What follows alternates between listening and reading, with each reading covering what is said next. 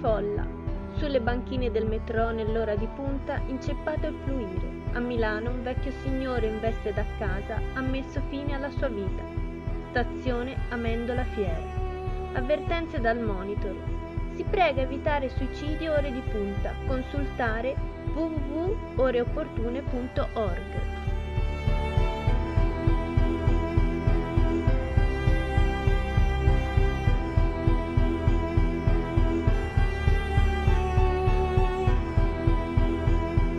Capo Nord.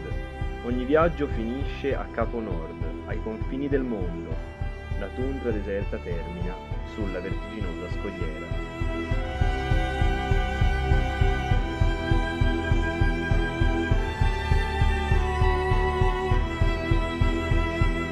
Ulisse. Sul volo AZ1414 l'alba sorprende l'eroe. Le armi in pugno, il computer per scudo, il telefono in mano. Altri 100 ok infossati nei sedili. Sulla terra le ombre cedono alla luce, le strade vomitano macchine nervose. L'eroe raggiunge la reggia nel sogno. Penelope dorme stizzita. Solo Arturo saluta il ritorno, la coda ritta. L'eroe guarda la posta, pone in ordine le armi, si distende sul letto. Il risveglio è vicino. Ogni sera Ulisse torna ad Itaca.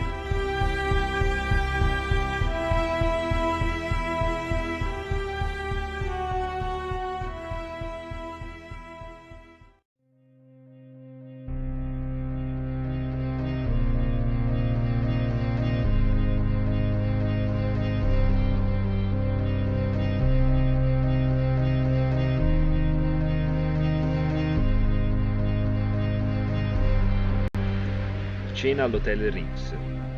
Una raccolta di foto, disegni. Un gesto, un sapore, una luce. E vivono ancora le storie. Lingua di suoni ed immagini. Si avvolgeva in morbidi veli, 2 toni. Lilla e grigio scuro. Non si vedeva la faccia. Solo una nuvola di colore. Minuto di ricordi, visioni. Milano cupa, triste e gaia. Spazio vitale. Balli e operette. Aura di profumi aristocratici.